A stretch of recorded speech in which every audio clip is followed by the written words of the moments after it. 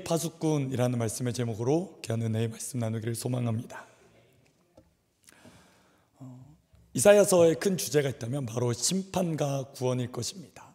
전반부에 보통 이제 하나님의 심판에 대한 메시지가 나와 있고 39장 이후로 후반부에 보면 하나님의 구원의 놀라운 계획에 대해서 말씀한다고 나와 있습니다. 오늘 우리가 살펴봤던 이 62장에도 그런 내용이 등장하는 것을 볼 수 있는데요, 한 장 전에 있는 61장도 보면 하나님께서 놀라운 구원의 계획을 말씀해 주신 것을 볼 수 있습니다. 61장 1절 말씀인데요, 제가 읽어드리겠습니다. 주 여호와 영이 내게 내리셨으니 이는 여호와께서 내게 기름을 부으사 가난한 자에게 아름다운 소식을 전하게 하려 하심이라. 나를 보내사 마음이 상한 자를 고치며 포로된 자에게 자유를, 갇힌 자에게 노임을 선포하며 라고 말씀되어 있습니다. 하나님께서 하나님의 기름 부음 받은 종을 통해 하나님의 놀라운 구원의 일을 이루시겠다라고 말씀해 주셨습니다. 하나님의 심판의 목적이 어디 있습니까? 하나님이 단지 우리에게 재앙을 내리시고 하나님 고통스럽게 하신 것이 목적이 아니라 하나님은 놀랍게도 그 시간을 통해 우리로 하나님의 구원이 어떤지를 보게 하기 위함인 줄 믿습니다. 비록 내가 지금 이해할 수 없어도, 비록 내가 지금 다 감당할 수 없어도 하나님의 놀라운 계획은 하나님의 놀라운 구원에 이르는 줄 믿습니다. 그래서 하나님의 기름 부음 받은 종을 통해 하나님은 어떻게 하십니까? 가난한 자에게 아름다운 소식이 전해지기까지, 하나님 보내셔서 마음이 상한 자를 고치시기까지, 포로된 자에게 자유를, 갇힌 자에게 노임을 선포하기까지 하나님 그 일을 이루시는 줄 믿습니다. 이어서 말씀합니다. 62장에도 하나님께서 나라고 표현되어 있는, 사실은 학자들 간의 논쟁이 있습니다. 이게 선지자인지 혹은 기름 부음을 받은 메시아인지 혹은 또 그에 나타날 누구인지 논란이 있지만 우리가 크게 생각해 볼 때 하나님께서 이 일을 하고 계신 줄 믿습니다. 하나님은 하나님의 일을 하십니다. 놀라운 건 뭐냐면 하나님께서 하나님의 사람을 통해 이 일을 하신다라는 것입니다. 귀하게도 참 공교롭게도 오늘 특송을 해주셨는데요, 여러분 참 가사를 제가 뒤에서 곰곰이 묵상하면서, 여러분 하나님이 어떻게 그 일을 하신다고 합니까? 우리의 일상을 통해. 제가 좀 전에 양육반 수업을 하고 왔거든요. 특별히 이번 주에 뭐가 있습니까? 추석이 있어요. 추석 있잖아요, 여러분. 그래서 제가 우리 함께 하시는 분들께 그런 얘기를 했어요. 여러분 하나님의 놀라운 구원의 역사를 어디 가운데 펼치기를 원하실까요? 우리 시댁 가운데. 막 표정이 어두워지세요. 가야 돼, 또 만나야 돼, 막 표정이 다 어두워지셨어요. 여러분 우리 일상이 어딜까요? 이번 주에 어디 가십니까? 시댁 가운데 나아갑니다. 우리 처가 가운데 나아갑니다. 그런 마음 가지고 나아가실 거잖아요, 여러분. 그렇죠? 근데 여러분 하나님은 놀랍게도 하나님의 일을 하나님의 사람을 통해 하신 것을 보게 됩니다. 가깝게 있는 말씀을 통해 본다면 하나님께서 선지자를 통해 또 메시아, 기름 부음 받은 종을 통해 하나님의 놀라운 구원의 일을 이루실 줄 믿습니다. 근데 거기서 그치지 않으시고 이 말씀이 지금 들려지는, 우리의 귀에 들려지는 저와 여러분을 통해 우리의 삶을 통해 이루어 가시는 줄도 믿습니다. 여러분 제가 이 말씀을 곰곰이 묵상하면서 그런 생각을 해봅니다. 여러분 하나님은 완전하십니다. 하나님은 능력이 많으십니다. 하나님은 크고 놀라운 분이신 줄 믿습니다. 그래서 우리 찬양으로 고백한 같이 모든 열방이 주님을 영광 돌리며 예배하며 찬양하게 합당한 분이신 줄 믿습니다. 그런 능력이 많으신 주님이십니다. 근데 그 주님이 여러분 놀랍게도 누구를 통해 일하신다고요? 누구를 통해 일하신다고요? 저와 여러분을 통해 일하신다는 겁니다. 여러분 아멘이십니까? 저는 이해가 안 돼요. 그럼 사실 곰곰이 묵상해 보십시오. 여러분 순종 잘 하시나요? 물론 잘 하시죠. 저 빼곤 다 잘 하실 줄 믿습니다. 저는 잘 안 해요. 저는 참 성질이 더러운 것 같아요. 죄송합니다. 저는 이렇게 하나님의 뜻에 잘 이렇게 안 따르고 이렇게 왜요? 라는 질문을 참 많이 하는 사람인 것 같아요. 여러분 하나님은 하나님의 일을 하시는 줄 믿습니다. 그 하나님의 일을 지금도 멈추지 않고 하시는 분이신 줄 믿습니다. 근데 여러분 생각해 보면 하나님이 그 일을 가장 잘 하시고 가장 잘 하시고 가장 잘 이루실 줄 믿습니다. 그러면 왜 저와 여러분이 필요할까라는 거예요. 하나님이 잘 하시는데, 하나님 스스로도 잘 하실 수 있고 가장 완전하게 이루실 수 있고 가장 아름답게 이루실 수 있는 분이십니다. 근데 왜 저와 여러분이 필요할까요? 라는 생각을 해보게 됩니다. 저희 자녀들이 있습니다. 3명이 있거든요. 때로는 집에 집안일을 함께 할 때가 있습니다. 뭐 자기 방을 청소하라든지 혹은 거실을 청소하라든지 혹은 엄마의 설거지를 집안일을 도와달라고 할 때가 있습니다. 여러분, 도와주는 게 좋을까요? 안 도와주는 게 좋을까요? 이 관점은 일의 능률이라는 관점에서 한번 생각해 봤으면 좋겠습니다. 일의 능률이라는 관점에서 여러분, 자녀들이 도와주는 게 좋을까요? 안 도와주는 게 좋을까요? 솔직하게 얘기해 보십시오. 물론 큰 자녀들, 능력이 많은 우리 자녀들이면 괜찮을 것 같은데 사실 저희 자녀는 아직 좀 어리거든요. 여러분, 도와주는 게 좋을까요? 안 도와주는 게 좋을까요? 안 도와주는 게 좋아요. 그냥 가만히 있으면 좋겠어요. 근데 여러분, 왜 자녀들과 함께 하죠? 우리 좀 생각해 봤으면 좋겠어요. 왜 자녀들에게 이 일을 부탁하고 위임하고 왜 같이 그 일을 하죠, 여러분? 왜 하십니까? 일의 능률에서 생각해 보면 가만히 있는 게 제일 좋아요. 안 더럽히고 가만히 움직이지 말라고 있는 게 제일 좋습니다. 근데 왜 자녀들에게 함께 하자고 말씀하시죠? 왜일까요, 여러분? 이유가 뭐세요, 여러분? 일의 능률이라는 측면에서 생각하면 절대 도움이 안 된다니까요. 근데 왜 함께 하고 싶으세요? 자녀니까요 라는 거예요. 정답은 자녀니까요. 함께하는 마음을 같이 누리고 싶은 겁니다. 함께하는 마음을 알게 하고 싶은 거예요.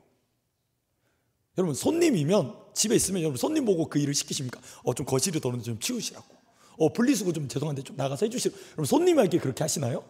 손님에겐 절대 그렇게 하지 않습니다. 왜요? 손님이 귀하기 때문입니다. 근데 자녀는 왜 그럴까요? 자녀이기 때문에 가르쳤으면 하는 게 있거든요. 자녀이기 때문에 함께 했으면 배웠으면 하는 마음이 있는 겁니다. 그럼 그게 무슨 마음일까요? 부모의 마음이에요. 부모의 마음이에요. 능률은 여러분 절대 안 오릅니다. 안 어지럽으면 좋겠어요. 도와달라고 하는데 정말 도움이 됐으면 좋겠어요. 그런데 그럼에도 불구하고 자녀에게 그 일을 함께 하자고 하는 이유가 무엇이겠습니까? 이유가 뭘까요? 배웠으면 하거든요. 그 마음을 배웠으면 하거든요. 가족이니까 배웠으면 좋겠는 거예요.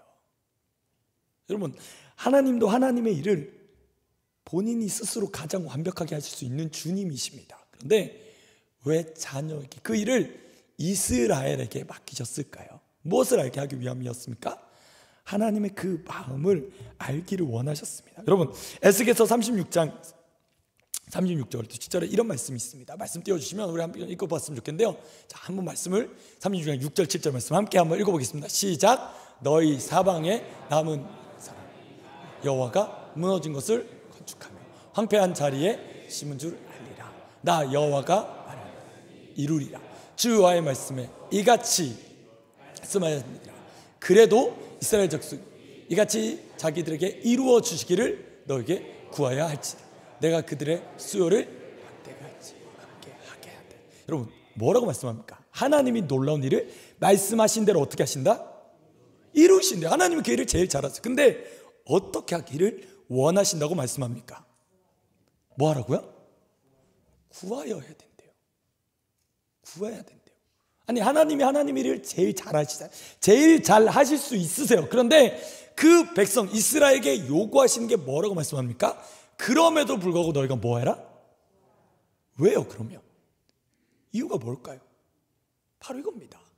자녀가 무엇을 알기 위해? 그 하나님 아버지의 마음을 알기를 원하셔서. 그럼 이겁니다. 그 백성이 하나님의 백성이라면 그 주인 되신 목자 되신 하나님 아버지의 마음을 알았으면 좋겠다는 거예요. 하나님 당연히 그 일을 하시죠. 하나님의 일은 결코 멈추지 않습니다. 하나님은 하나님의 일을 절대 멈추지 않고 반드시 이루실 줄 믿습니다. 근데 그 백성에게 무엇하라고요? 너희가 무엇하라고요? 구하여야 하리니라고 합니다. 여러분, 이 말씀을 듣고 다니엘을 어떻게 합니까? 다니엘서 9장 이전의 말씀이 이렇게 합니다. 다니엘이 그 말씀이 쓰여진 예레미야서에게 알려주신 예레미야 선지자를 통해 이루시겠다 하신 말씀을 어떻게 됐대요? 그 연수를 깨달았대요. 여러분, 하나님 말씀이 이렇게 되어 있고 약속이 되어 있으니까 하나님 이루시겠지, 아무것도 안 했습니까? 아니요. 어떻게 한다고 합니까? 다니엘 그 말씀에 내가 그 연수를 깨달았느니 예루살렘이 황폐함이 계속 되어주세요. 70년에 그치리라 하신 것이 알고 어떻게 합니까? 그 다음 말씀에 다니엘이 무엇했는 줄 아세요? 여러분, 다니엘이 기도했습니다. 그 말씀이 있는 걸 알지만, 하나님이 70년 포로를 그때를 채우시고 회복시키실 것을 알지만 다니엘이 무엇했다고요? 여러분, 기도했대요. 그게 하나님의 백성의 삶의 모습이다라는 겁니다. 알아요. 하나님이 하나님의 때에 하나님의 일을 이루실 것을 압니다. 근데 문제는 뭔지 아세요? 우리가 그 하나님의 때가 언제인지 모른다는 거예요. 우리는 몰라요. 여러분, 하나님의 때가 언제 이루어질 줄 아십니까? 모릅니다. 그렇기 때문에 우리에게 뭘 요청하신다고요? 기도하라는 거예요. 저 여러분이 기도하는 사람들 되었으면 좋겠습니다. 여러분, 주님은 주님의 일을 절대 멈추지 않으세요. 그리고 그 일을 함께할 사람을 부르신다라는 겁니다. 오늘 말씀을 보기 전에 한 장면을 또 보았으면 좋겠는데요, 이사야서 56장 10절에서 12절의 말씀입니다. 하나님이 이스라엘 가운데 파수꾼을, 하나님의 사람들을 세워주셨어요. 근데 그들의 특징이 뭐냐? 한번 말씀을 좀 길지만 함께 읽어보겠습니다. 시작. 이스라엘의 파수꾼들은 맹인이요 다 무지하 벙어리 개들이라, 짖지 못하며 다 꿈꾸는 자들이요 누워있는 자들이요 잠자기를 좋아하는 자들이니 이 개들은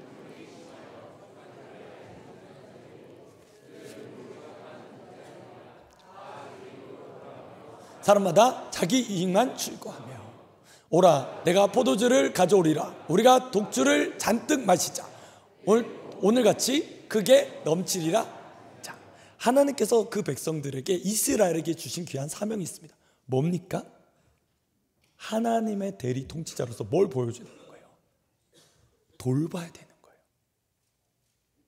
하나님의 공동체를, 그 백성을, 열방을 돌봐야 될 책임을 주셨습니다. 그런데 그들이 어떻게 했다고 합니까? 여러분, 말씀을 보니까 그냥 다 잤대요.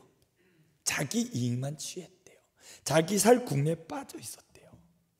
맹인과 같이 다 무지하여서 벙어리와 마치 개들과 같이 짖지 않으면서 그 집을 지키라고, 깨어있으라고, 짖으라고 그 역할을 줬는데도 불구하고 아무것도 하지 않는 것, 자신의 책임을 회피하는 사람들, 자기의 기도의 자리를 회피하는 사람들.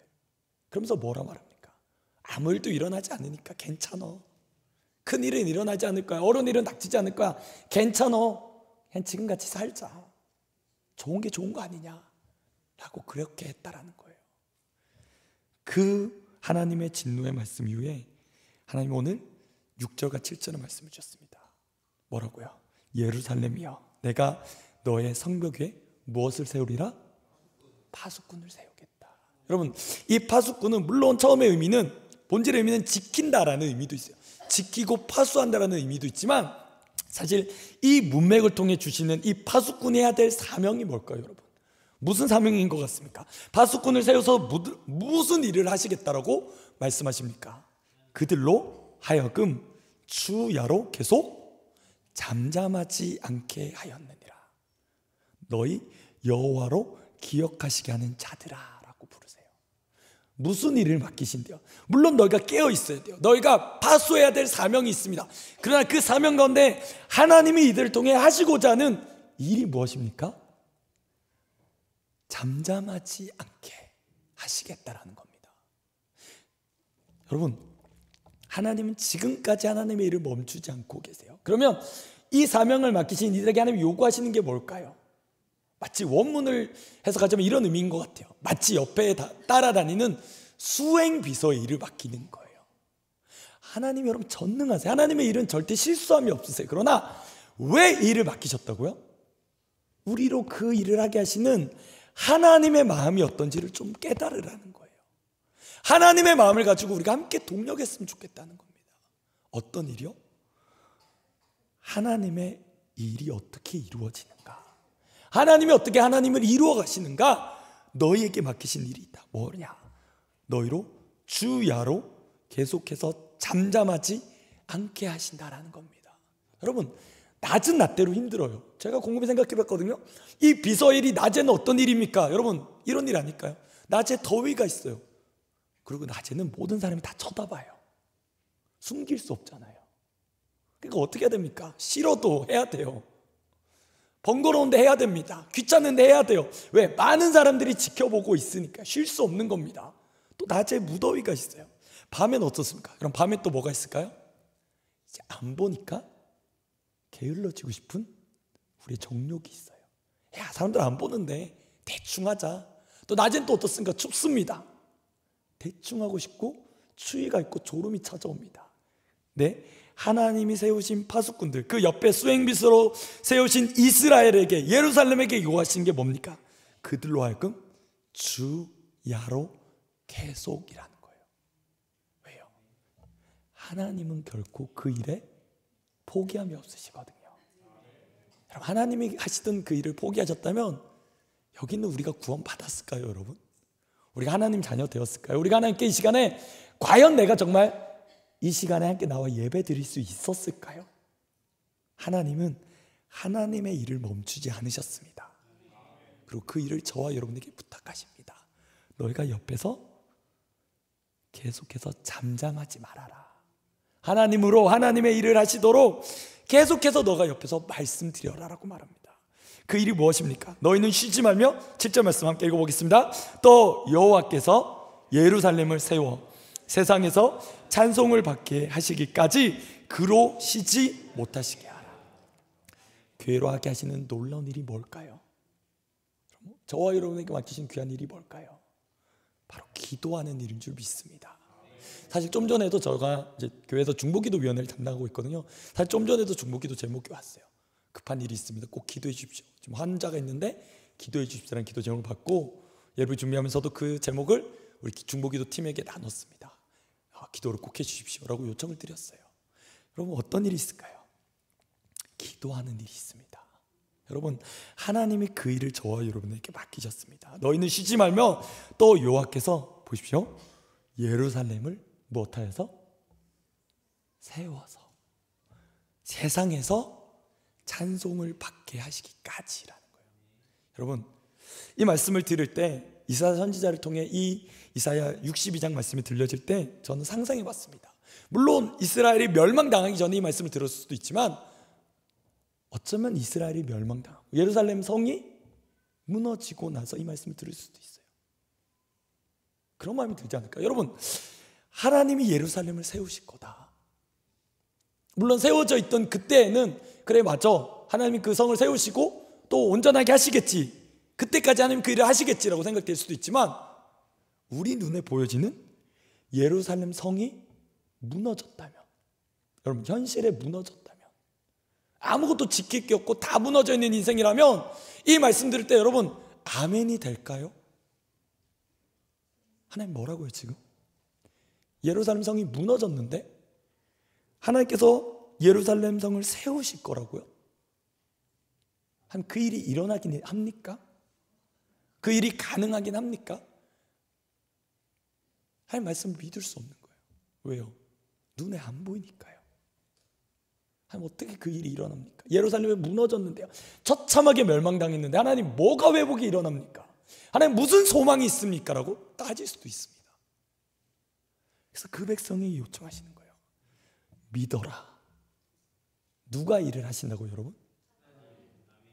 그 하나님이 일을 이루신 줄 믿습니까? 우리에게 이 믿음이 있었으면 좋겠습니다. 하나님이 예루살렘을 세우십니다. 하나님이 우리 교회를 세우신 줄 믿습니다. 하나님이 우리 가정을 세우신 줄 믿습니다. 언제까지요? 언제까지요? 그 세우심을 통해 세상에서, 세상을 통해 찬송을 받으시기까지 하나님 결코 그 일을 멈추지 않으십니다. 믿으십니까? 귀한 우리 교회 직분자들이 세워지셨습니다. 귀한 일꾼들이 교회에 세워졌습니다. 정말 이분들을 통해 하나님이 놀라운 일들이 이루어졌으면 좋겠습니다. 그 일 가운데 우리가 함께 해야 될 일이 뭘까요? 기도하는 일인 줄 믿습니다. 저도 이런 경험이 있었습니다. 여러분, 교회에 있으면 직분을 맡게 되죠. 저도 말씀을 준비하면서 그런 생각이 들더라고요. 저도 예전에 학생회였습니다. 여러분, 중고등부가 있기 전에 학생회라는 게 있었습니다. 예전이에요, 학생회. 근데 저는 그때 임원을 했습니다. 부회장을 했었거든요. 때론 총무를 하기도 했고. 여러분, 그 직위에 있으면, 직임에 있으면 사실은 그냥 멤버십으로 있는 것보다 공동체가 좀 더 잘 보입니다. 왜일까요? 직임이라는 하나의 조금 더 위에 있는 자리, 혹은 섬기라고 주신 그 자리에 있다 보면 공동체가 조금 더 잘 보입니다.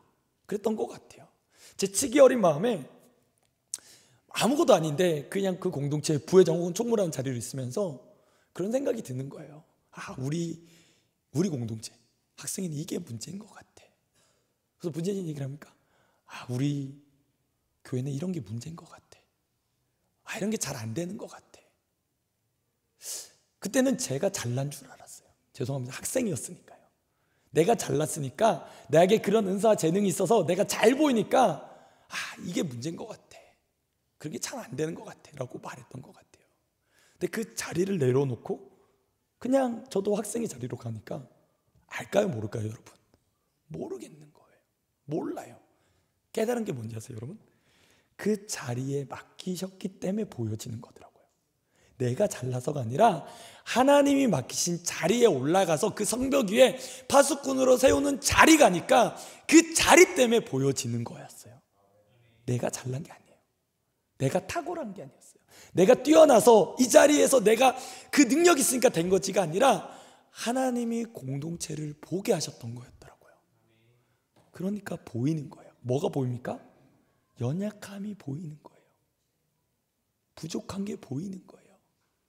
가정은 가정대로, 교회는 교회대로, 나라는 나라대로, 민족은 민족대로 그 자리에서 보이는 하나님이 맡기신 성벽 위에 파수꾼의 자리에 있으니까 보였던 거예요. 하나님 무엇하러 그 자리에 세우셨을까요? 우리를 요청하시는 게 뭘까요, 여러분? 너 그거 보고 못해라? 기도해라. 너 기도해라. 무슨 마음을 가지고? 하나님 아버지의 그 마음을 가지고 기도하라는 거예요. 이 백성들이 그렇게 하나님께 한탄하지 않았을까? 하나님 뭐가 세워져요? 무슨 회복이 있어요? 다 망가졌는데, 끝장인데, 막장인데 하나님 뭐가 일어납니까? 아니, 나는 포기하지 않았다. 하나님 놀라운 마음이 뭔지 아세요, 여러분? 세상에서 찬송받으시기까지 하나님을 이루신다는 거예요. 여러분, 가정이 힘드십니까? 제가 양육하면서 그랬어요. 여러분, 믿음 가지고 추석 명절에 시댁과 친정을 찾아가기를 축복합니다. 한숨을 확 쉬세요. 이러시는, 믿음 가지고 나아가시길 축복합니다. 하나님이 그 일을 하실 줄 믿습니다. 우리 가정도 그래요. 우리 교회 공동체도 그럴 수 있어요. 전도회도 그럴 수 있고, 위원회도 그럴 수 있고, 내가 사역에 있는 자리 공동체 가운데 그런 연약함이 보일 수 있습니다. 놀라운 건 뭐냐면 하나님이 포기하지 않으셨다는 겁니다. 아멘이십니까? 하나님은 세상에서 찬송을 받으시기까지 예루살렘을 세워가시는 줄 믿습니다. 교회를 교회되게 하신 줄 믿습니다. 저와 여러분을 세워가시는 줄 믿습니다. 그 믿음이 있기 때문에 여러분, 우리가 기도해야 되는 줄 믿습니다. 믿음 없으면 포기합니다. 믿음 없으면 그냥 똑같이 우리도 반응합니다. 한국교회 소망 없어. 다음 세대 소망 없어. 마음 그냥 포기하고 말자. 그냥 낙심되고 절망하고 그냥 똑같아. 무슨 선한 게 있겠냐라고 우리도 거기에 휩쓸릴지 몰라요. 그러나 다시 한번 우리 말씀을 통해 도전받으셨으면 좋겠습니다. 하나님께서 우리를 성벽 위에 파수꾼으로 세우신 줄 믿습니다. 여호와께서 예루살렘을 세우실 것입니다. 교회된 저와 여러분을 세우실 줄 믿습니다.